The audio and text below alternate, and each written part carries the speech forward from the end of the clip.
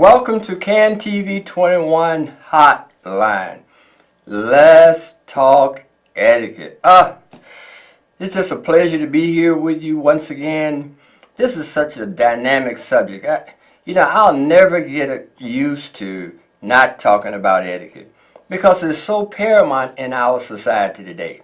It's so enriching and it's such a wonderful thing to experience when you show politeness to another person, or you show consideration to that person. Or you just able to interact with that person, and that person could be a total stranger. But these set of rules that we call etiquette allow me to interact with a stranger with complete comfort. Because the stranger becomes acquaintance as soon as they react and interact with me. And it could start with just simply speaking. Hello, how are you? I'm well. That's great. I'm so happy to hear that you're well. And this is a total stranger. So our relationship starts immediately in a zone of comfort based on etiquette. We know we're not enemies. We know we're not friends, but we know we're not enemies. We know we have the same values. And when you know the person that you're talking to have the same values, that's a sense of comfort for you. You don't feel as alienated. You don't feel that you have to be so reserved. You don't feel like you have any additional concerns about this person because you're on the same page and you're practicing the same values. This is how important this subject is. Now for today, we're going to do a little revisit with last week's subject because I got some great emails from you, and you can call me.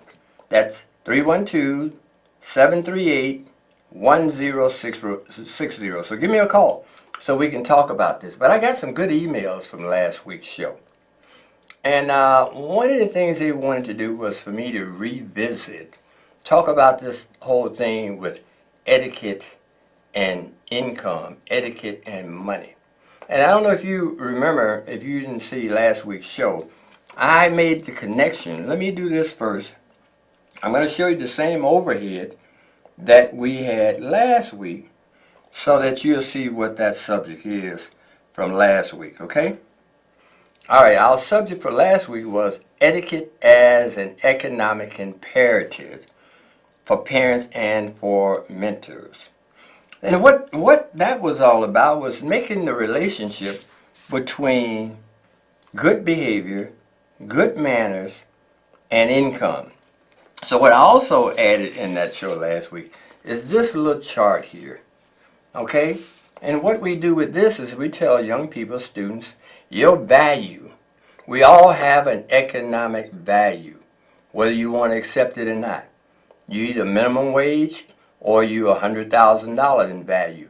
So your value is determined by money. Just that simple. Your value as to where you live, what you do, the car you drive, is all based on your value. So either you have this value or this value. And we let the young people know, are you worth this or are you worth that? Now part of your value is based on your education. And in fact, the most important part is based on your education. Now, why is this necessary for them to understand and appreciate etiquette?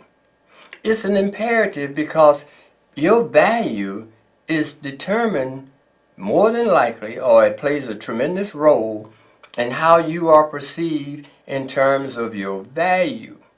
If you are impolite, if you are, just unable to get along with, and you don't know how to interact with people, you don't understand cordiality, any of that, your value is reduced. Because in most companies, if they're paying you 6 figures, you are a representative of that company. So your behavior, your manners is crucial to their bottom line. So your behavior becomes you, and that is your real value in terms of your income, right? But I want to get with this thing. So as parents, I want to really connect with the parents and our mentors out here. This is what I want to really kind of point up some crucial things in terms of your child or your mentee's education that I'm asking you to really give serious attention to and focus to. Now, one of the things about education, which is somewhat confusing to most of our young people, is that your grades relate to your value. That's a way for your future employer to have some sense of what you're worth, what your value is. And so they look at your grades and they make determinations about your value to the company. So then they offer you compensation based on that value that they believe you're going to bring to being on our team and being employed with us. Okay? So what we do with that, we make it much easier for our young people to understand the relationship between grades and income. And this is not really taught well enough as far as I'm concerned. Yes, our children know that 99% of all the things they want, someone else is purchasing it for them. If they need shoes, their parents is purchasing it. So in reality, the money is not being generated from their labor. It's being generated from another person's labor, and they're getting the benefits of being able to be supported by a parent, right? So they're not making a relationship between the money the parent is spending for those sneakers or that jacket. They only want it, and the parent is able to afford to purchase it, so that's how they acquire it. But they don't really make the serious connection between the labor that went into the cost of that jacket or the cost of those shoes. They don't say, well, you know, my mom, she works at Walmart, and she's making $10 an hour, and the sneakers she bought me cost $130. How many hours did my mother have to work to purchase those shoes? The child doesn't translate like that. So what we do, we come up with a little more interesting way for the child to understand the relationship between money and grades. And so we made this chart up here that illustrates, and I don't know if you can see it from that distance, but I'll hold it up here and hopefully you'll be able to see it. So what is at the top? An A grade is $100. So if the child understands all A grades that they receive, that improves their opportunities to make more money. If they get B grades, that's $50. So an A and a B is half the difference in the money. Okay, if they get C's, that's $10. If they get D's, that's $5. If they get F's, that's $1. So when a child looks at this chart, yes, they know the difference between a $5 and a $100 bill. Believe me, a first grader probably could pick the. If I held up two pieces of currency, one is a $100 and the other is a $5 bill, I'm sure they know which one to pick. Okay, so kids are very astute to paper money, right? And they can relate to paper money. So if they say, if I get A's, then I'm in the $100 income range. If I get C's, I'm in the $10 income range. So what does that mean? That means that they have to appreciate their labor in the classroom in order to understand how that labor they're putting forth now, and their parents are supporting them and giving them all the other things they need to focus on their grades.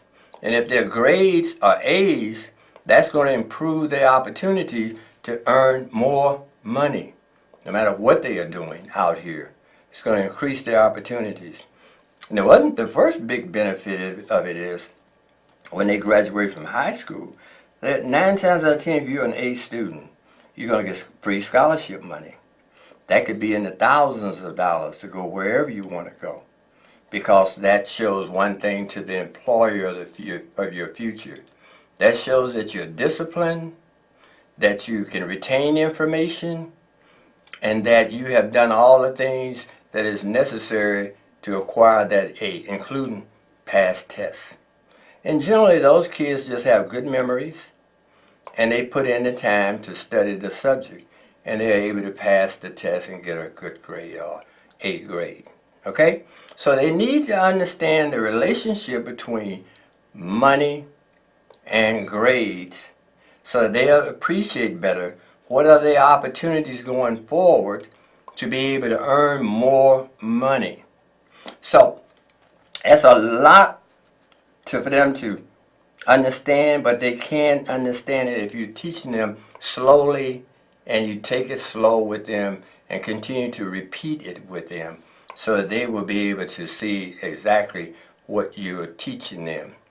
The more time they spend studying doesn't necessarily mean your child has to be just a brilliant intellectual person or a brilliant mind.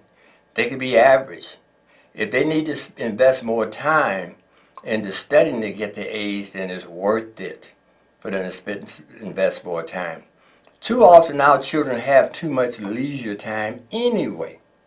I mean, they have time to invest in video games, but there's no return on that time.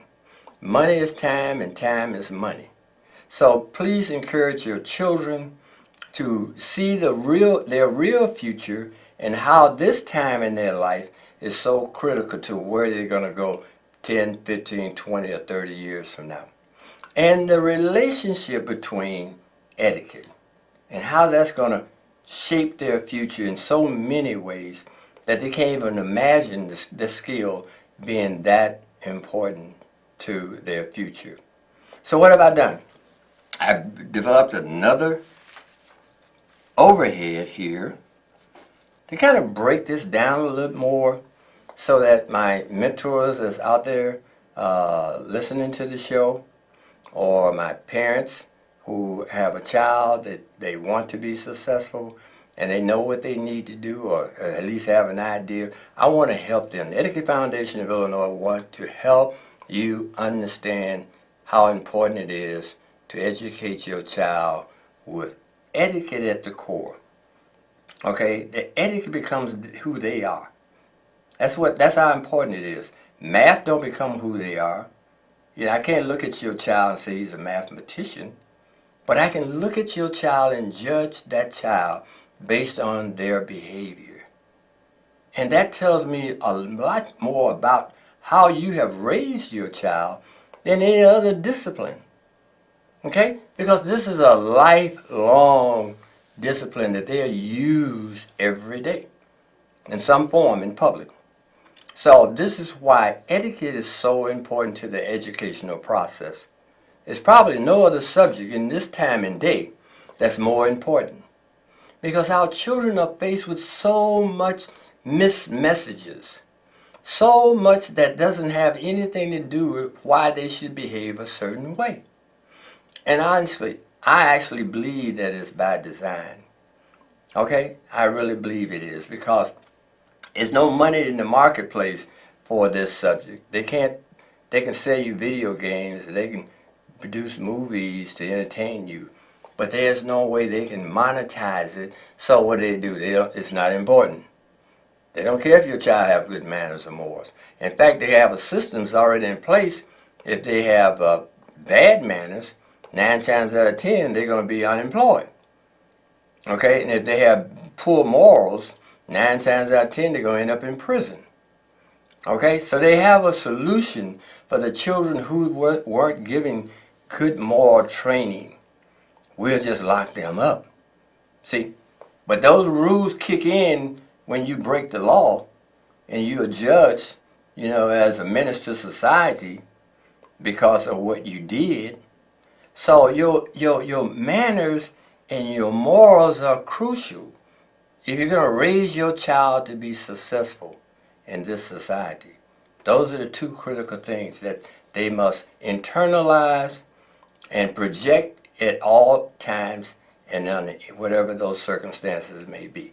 But I'm going to put this other one up here, which is going to be a little more of a focus on the subjects for this broadcast. If you look at this, it says, okay, I'm changing the language a little bit on this one. The economic imperative of etiquette. So I went from etiquette as an economic imperative to the economic imperative of etiquette. Okay, education.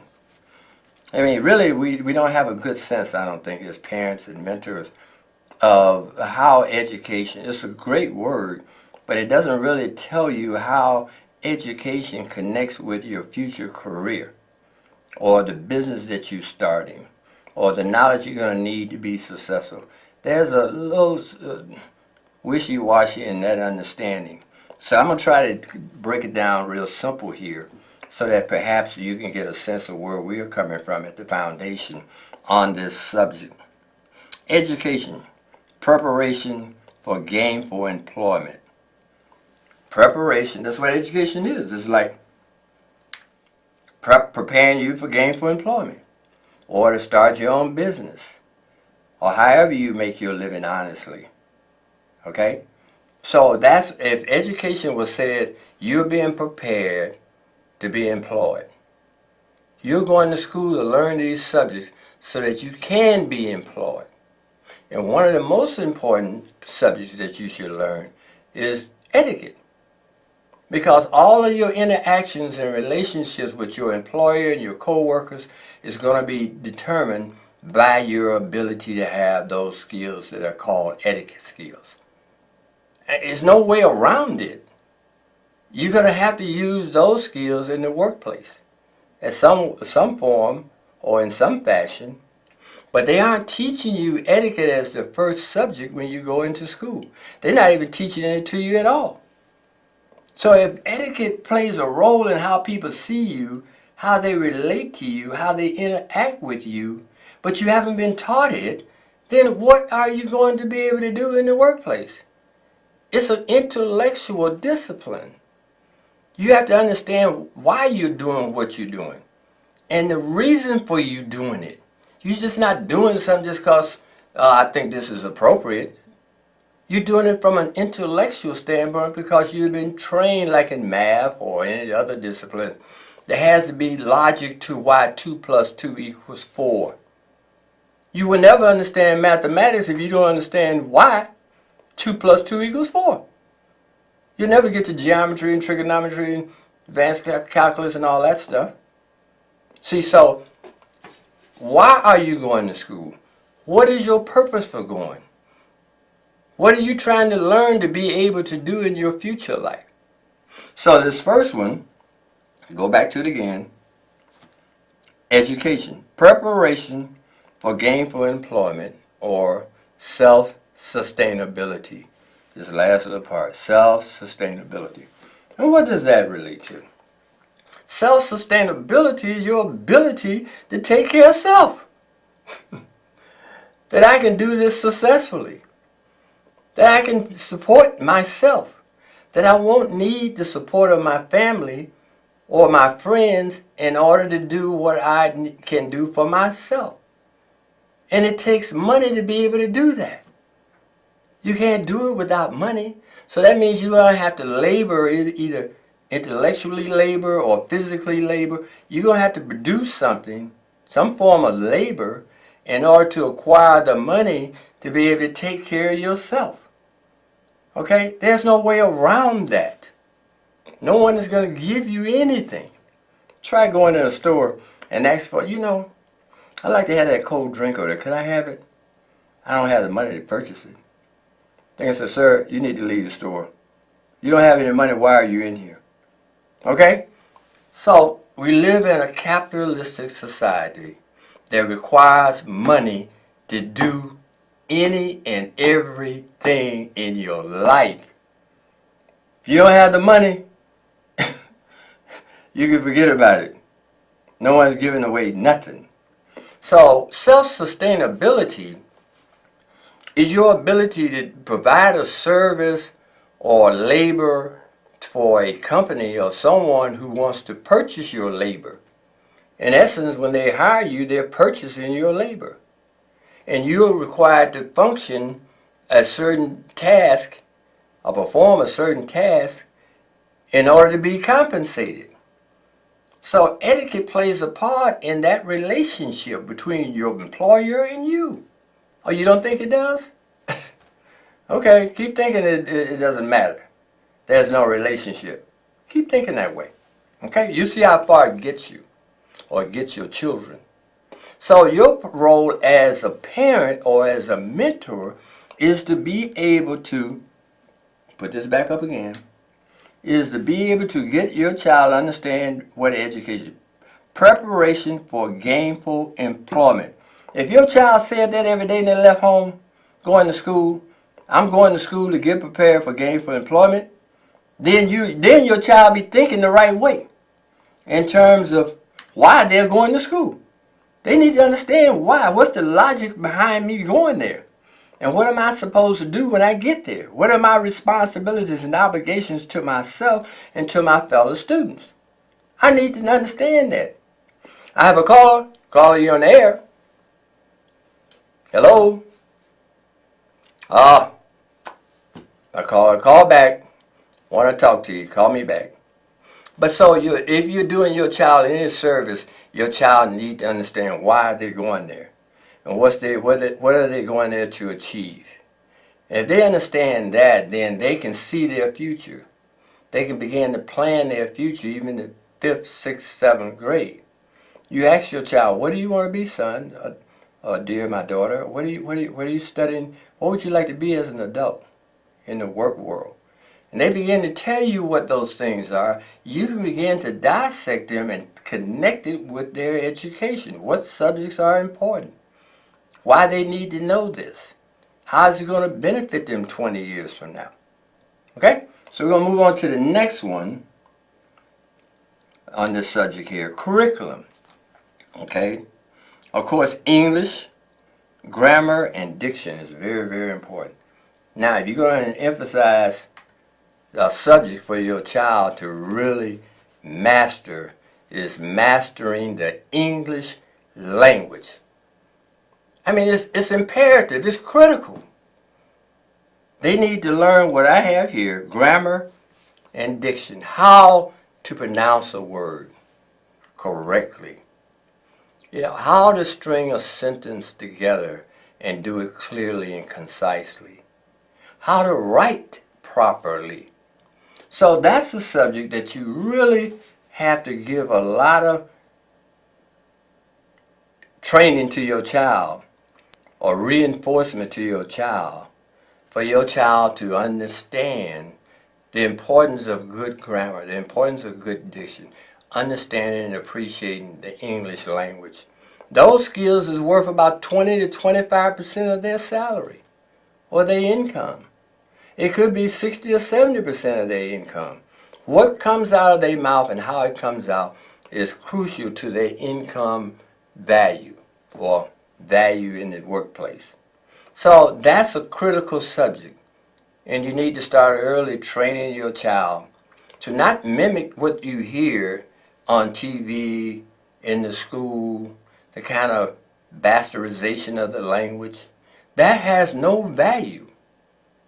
Okay? So you need to get them to understand that so that they will begin to develop, a really good appreciation for the English language and practice speaking the language as concisely and as clearly and as correctly as they possibly can.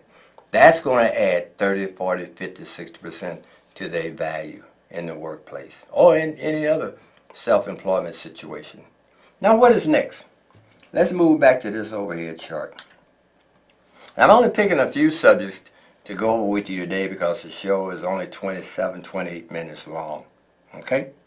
The next one is social and cultural history. The history of etiquette.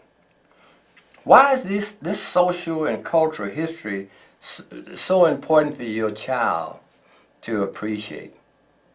And the reason for it is because, and unfortunately, I'm saddened to say it, but history seems to be a lost subject in the schools today. Our children don't have no sense of their history. And how can they be great citizens if they don't have a good sense of their history?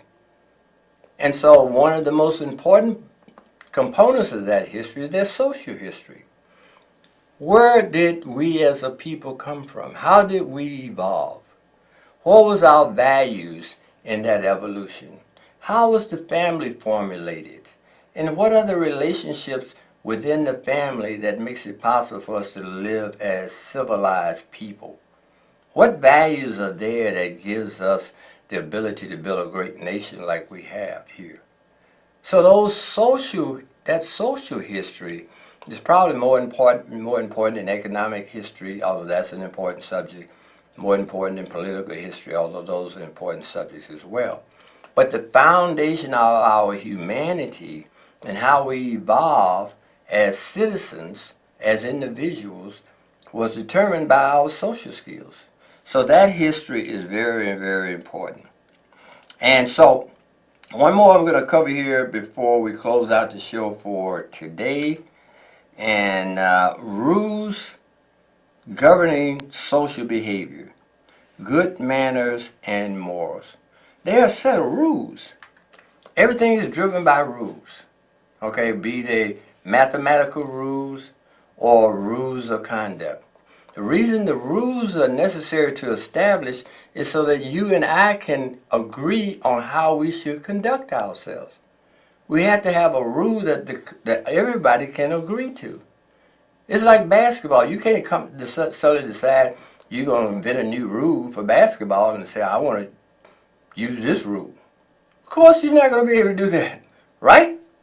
So that's a critical part of understanding that history so that they can be great citizens and feel very comfortable in being a part of this great society. Well, I think our time is about up, and it's just getting to be fun. But we'll continue with this subject on next week because it's all important. It's an imperative, right? Well, again, I want to sign off. My name is Nathan Wright. I'm the Etiquette Foundation. I'm the Executive Director of the Etiquette Foundation of Illinois, and I look forward to next week in a continuation of this great subject. So I want you to have a great weekend, a safe one, and good evening.